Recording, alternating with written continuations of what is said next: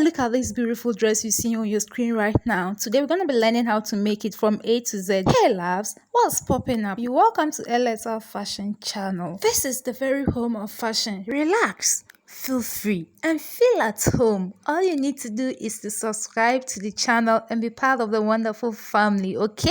In this channel, we eat fashion, we drink fashion, we wear fashion, we talk fashion, we sleep on fashion, we teach fashion, we learn fashion, we share fashion, we do everything fashion and sewing. Are you into anything like that? Then this channel is definitely the answer to all your fashion prayers. At this beautiful moment, I want you to take a chill pill, stay, and keep watching to the end of this content. This is the fabric piece we shall be needing for this tutorial. It's actually 1 yard for me. Depending on your body size, the amount of fabric you need for this style may differ. If you want to consider a fabric piece for this style, I would advise you go for any material that stretches at one side or even both sides. But if you go for the one that stretches at one side, that is the best, okay? So this fabric piece actually stretches at one side. I'm gonna have to cut the pieces into two. That's one piece for the back and the other piece for the front. So let's go ahead and arrange it. Right now I'm folding my fabric into two. I'm ensuring that the stretchy part becomes the weight of this dress. In simple terms, all our horizontal measurements are going to be on the stretchy path, okay, and our vertical measurements are going to be on the non-stretchy path, okay. When it comes to working on stretchy fabrics, they're a bit technical. From the cutting to the sewing, the insertion of the zipper and all those stuff, you need to handle them in a very special way. You don't treat stretchy fabric as non-stretchy fabrics. This is me trying to give a little bit of stability and preventing my fabric from moving, because it was a stretchy fabric. It was kind of moving and I needed to clip it down. I needed to peg it down with my pegs to make sure that everything was in place before I go ahead to start wherever I wanted to start. Alright, once I was done pegging everything down, let's go ahead and draft the front piece. This is the front piece. This is the front material piece. So we're going to draft the front piece first before moving to the back piece. As usual and as our sewing tradition demands, let's go ahead and draw a very straight line on top of the fabric piece. This will serve as our shoulder line and our starting point. To economize my time and your time, that's why I'm going ahead to draft this directly on the fabric piece. You could decide to do this on your pattern paper, later bring it to your fabric piece and do the cutting. If you're a beginner, I would advise you use the pattern paper method. Let's move forward to marking our bust point. Under the bust point, the waist point, and the hip points. So let me push it a bit upwards so that we can see what I'm doing down there. From the waist point, I'll be coming down by 9 inches to get my hip point. This measurement ranges from 8 inches to 9 inches, depending on your body size. Once I was done with that side, let me move the tape rule to the other side of the piece to mark those same points right there. Then I'll be squaring all those points out. At the shoulder line, let's divide our shoulder measurements into two. Mark that plus half an inch for the folding allowance. Since this is a sleeveless dress, we will need half an inch for the folding in. I also mark the same measurement from the shoulder line towards the bust line to get our armhole line. Let's proceed to determine our neckline. Our neckline width, I'm going to be using 3.5 inches and the depth 3.5 inches also. Then once I was done marking all those points, I'll be connecting a curved line to meet with those points and our neckline is ready. For our shoulder slope, let's come down by 1 inches from the intersection of the shoulder line and the armhole line. And I'll connect a straight line from the neckline point to that 1 inches I stepped down by. This has created a slope for our shoulder. This is to make sure that the dress relies on our shoulder. Since our shoulder is not straight, it slopes down. Next, we're going to be finding the midpoint of that armhole line. And from the midpoint, we will come in by 0.7 inches. And that's where we're going to be connecting our armhole curve.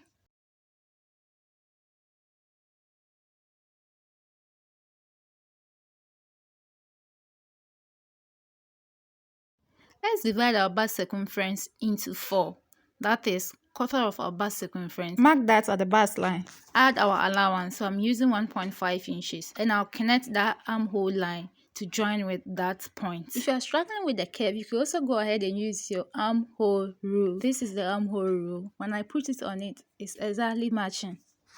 Let's also mark quarter of our waist circumference at the waistline. Add our 1.5 inches allowance. Also move to the under the bust line. Divide our under the bust circumference into 4 plus the 1.5 inches allowance. Let me kindly make this clear to you. Actually, I intend to use 2 inches allowances. But because this fabric is a stretchy fabric, I need to subtract half an inch from the quarter of all my circumferences, okay? For that matter, I'm marking 1.5 inches as allowances because I'll be adding that half an inch to the 1.5 inches to get 2 inches for my sewing allowance. When I take this to my sewing machine to sew, I'm not going to be sewing 1.5 inches as allowance. I'll be sewing 2 inches as allowance. I hope that is clear. If it is not clear to you, I have a bunch of videos on my channel actually explaining all this into details. You could kindly check that out after this video. If you're not a subscriber, sweetie, you definitely missing a lot. Do you know that in fashion, not only in fashion, in every aspect of our life, it's not always about the beginning. What matters most is the end. The end product of everything is much more important than the beginning.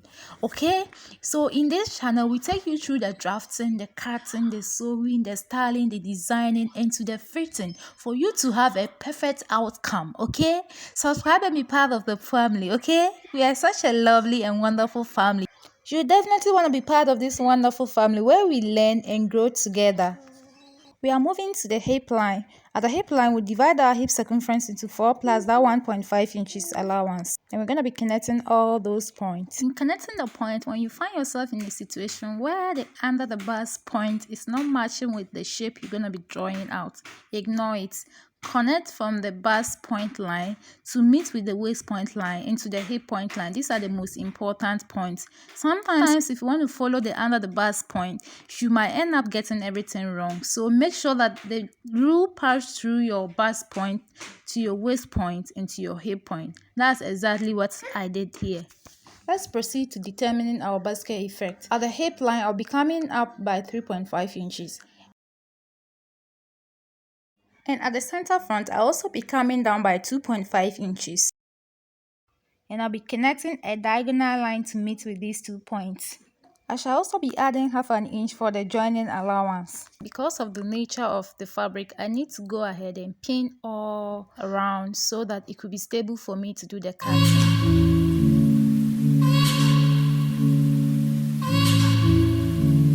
And before we start with the cutting, let's go ahead and add half an inch allowance at our shoulder line. It's time to cut.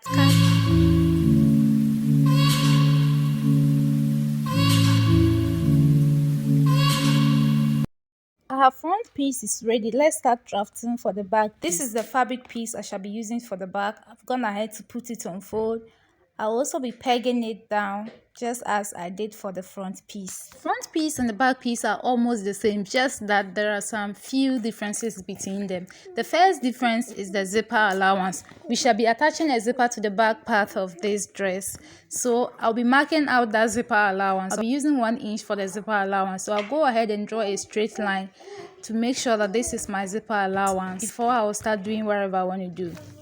Once our zipper allowance was set, let's go ahead and place the front piece on top of the back piece, making sure that we start from that zipper allowances we marked. Then let me just secure those 2 pieces together. So just watch closely, you're gonna be understanding everything. The next difference will be the armhole line. For the back, it's straight. We don't curve inside, it's straight. So from that point, I'll be connecting a straight line that way. Just the down, I'll curve it a little bit, and that is all for the back too. Okay. For the neckline depth, instead of using that 3.5 inches we use for the front, we're going to be using 1 inches for the back, but the width is the same.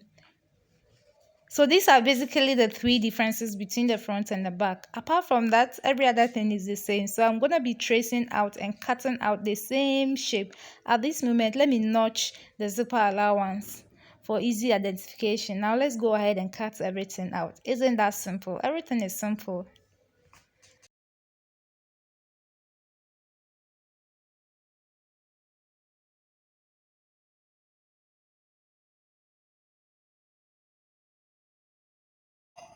Let's also go ahead and open up our zipper allowance. At this moment, let's go ahead and work on our keyhole at the center front area. At the neckline at the center front area, I'll be coming down by 2 inches. Mark that. And from that 2 inches, I want to use 3 inches opening for the keyhole. I'll now go ahead and design the shape I desire. So at this moment, you can be creative. If you want to do exactly what is on the style, fine. If not, you can be creative and give any design you want to give to your keyhole. This is the design I want to give to my keyhole. Then once that was done, I'll also go ahead and cut everything out.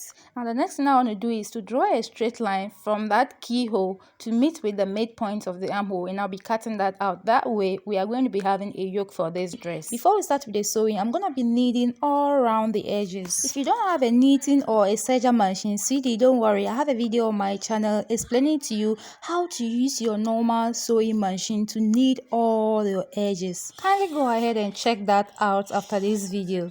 I want to demonstrate to you how I'm going to be stitching this dress. This is the yoke piece. At the neckline, I'll fold it with about 1/4 inch inwards this way, and I'm going to be stitching all around the neck. I also move to the armhole line, fold it that same way and stitch.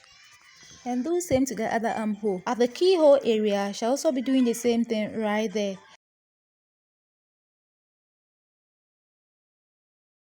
At this other front piece, I'll be doing same at the keyhole area, the armhole area, and the other armhole area. Now let's move to the back. With the back piece, I shall be doing the same to the 2 armhole area and the neckline. And that is all. When I'm done doing all this, the next thing I need to do is to go ahead and attach my zipper. I've taken it to my sewing machine and I've done all that I've already illustrated to you. And this was the outcome. Now when I was stitching, this is a stretchy fabric. If you are stitching a stretchy fabric and you have a zigzag sewing machine, please go ahead and use the zigzag stitch. If you go by the straight stitch, when there's any little pressure, the thread will cut. So please, I will urge you to always use a zigzag stitch for all your stretchy fabrics. This was the looking. I've gone ahead to attach my zipper. Everything was just on point. I've joined the yoke to the other piece. Let's go ahead and complete everything. So this is the front piece and this is the back piece. I've placed them on top of each other with right side facing each other. I'll go ahead and stitch the 2 shoulder lines and I'll stitch the 2 sides using 2 inches allowance, not 1.5 inches. This is the other fabric piece I want to use for the ruffles. I've gone ahead to stitch my gathers on it already using the circumference around the hem of the top, and I've gone ahead to join it. Isn't that beautiful? Look at how it's already looking. Now when I take everything to my ironing table and iron everything down, everything will just kind of fall in place. When you see it, you won't believe, you think it's an already made dress. Thank you for stopping by and see you in the next video.